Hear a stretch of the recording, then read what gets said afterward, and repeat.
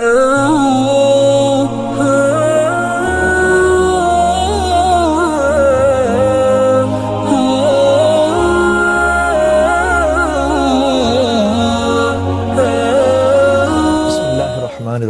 نحمده ونصلی علی رسولہ الکریم قال اللہ تعالی اعوذ باللہ من الشیطان الرجیم بسم اللہ الرحمن الرحیم ان نحن نزلنا الذکر وانا له لحافظون۔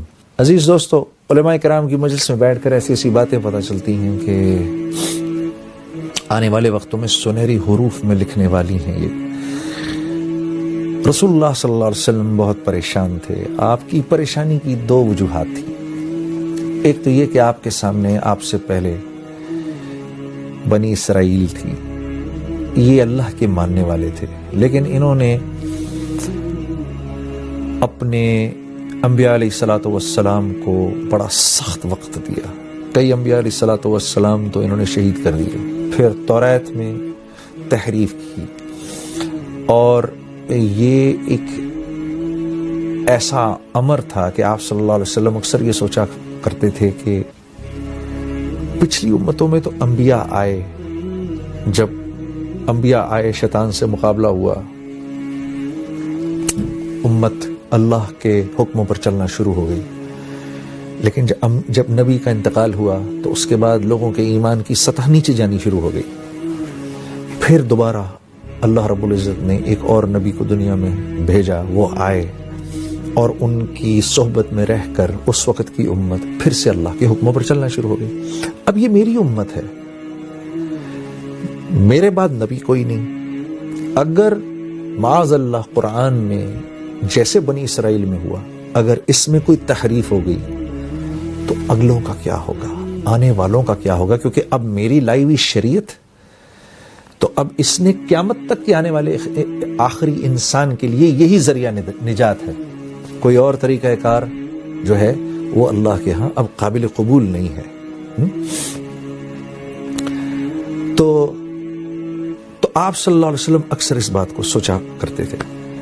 تو پھر یہ قرآن کی آیت اتری، اِنَّا نَحْنُ نَزَّلْنَا الذِّكْرَ وَإِنَّا لَهُ لَحَافِظُونَ۔ میرے نبی اس کلام کو ہم ہی نے اتارا ہے اور ہم ہی اس کی حفاظت فرمائیں گے۔ تو علماء کرام فرماتے ہیں کہ یہاں اللہ رب العزت نے دو چیزوں کی حفاظت کا وعدہ کیا ہے اس امت سے، ایک ہے کتاب اللہ، دوسری ہے رسول اللہ صلی اللہ علیہ وسلم کی سنت مبارکہ۔ اسی لیے آپ نے صحابہ کرام سے فرمایا ہے میں دو چیزیں تمہارے درمیان چھوڑے جا رہا ہوں، ان کو مضبوطی سے پکڑنا، ایک اللہ کا کلام اور ایک میری سنت، جو اس پر چلتا رہے گا گمراہ نہیں ہوگا۔ تو عزیز دوستو، اللہ رب العزت کا اس امت پر احسان عظیم ہے یہ کہ اس کی کتاب کی بھی حفاظت ہے اور اس کے نبی کی زندگی کی ایک ایک چیز جو ہے اس کی بھی اللہ نے حفاظت کا ذمہ لیا ہے۔ دیکھیے، لوگ صرف اور صرف ہم اپنی باہر کی زندگی لوگوں کے سامنے پیش کر دیتے ہیں، لیکن جو میری خانگی زندگی ہے، جو گھر والی کے ساتھ جو میری اپنی زندگی ہے، وہ لوگوں تک پہنچے، اس بات کو میں پسند نہیں کروں گا۔ لیکن کیا کہنے ہیں نبی کریم صلی اللہ علیہ وسلم کے کہ اللہ رب العزت نے آپ صلی اللہ علیہ وسلم کی جو خانگی زندگی تھی وہ بھی لوگوں کے سامنے پیش کر دی، جو آپ صلی اللہ علیہ وسلم کی زندگی جو آپ کی ازواج مطہرات کے ساتھ تھی، امت کی ماؤں کی جو زندگی تھی، اللہ رب العزت نے وہ بھی ہمارے سامنے پیش کی کہ آنے والے وقتوں کے اندر اس امت کی خواتین نے زندگی کیسے گزارنی ہے اور انہوں نے قیامت تک کے آنے والی آخری عورت کے لیے کیسے ذریعہ نجات بننا ہے۔ تو آپ صلی اللہ علیہ وسلم کی باہر کی زندگی بھی اور خانگی زندگی بھی، دونوں کی دونوں زندگیاں اس امت کے سامنے ہیں۔ تو آپ صلی اللہ علیہ وسلم کی سنت مبارکہ کی حفاظت کا ذمہ اللہ کے ذمہ ہے۔ جو اس پر چلے گا میرے دوستو، یہ ہو نہیں سکتا کہ اسی لیے یہ ہو نہیں سکتا کہ وہ گمراہ ہو۔ اسی لیے آپ صلی اللہ علیہ وسلم نے یہ بھی فرمایا کہ میری امت پر ایک وقت آئے گا جب میری سنت پر چلنے سے زیادہ آسان ہوگا کہ یہ ہاتھ میں دہکتے ہوئے انگاروں کو لے لے۔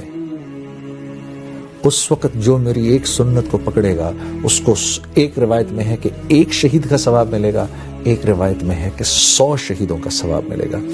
ایک صحابی نے عرض کی یا رسول اللہ ہمارے شہید کہ ان کے شہید؟ آپ نے فرمایا تمہارے شہید۔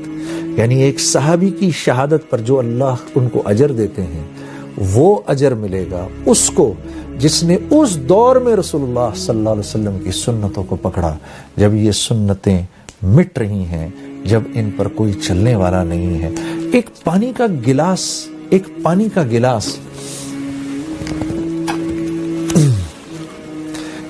کا گلاس ہے، اس میں جو پانی ہے اس کی 6 سنتیں ہیں۔ پہلی سنت بیٹھ کے پینا، دوسری سنت دیکھ کے پینا، تیسری سنت بسم اللہ کر کے پینا، چوتھی سنت دائیں ہاتھ سے پینا، پانچویں سنت 3 گھونٹوں میں پینا، اور چھٹی سنت آخر میں الحمدللہ کہنا۔ جس نے یہ 6 سنتیں پانی پینے کی زندہ کر دیں، ایک روایت کے مطابق اس کو 6 شہیدوں کا ثواب، دوسری روایت کے مطابق اس کو 600 شہیدوں کا ثواب۔ اللہ مجھے اور آپ کو عمل کی توفیق دے۔ السلام علیکم ورحمۃ اللہ وبرکاتہ۔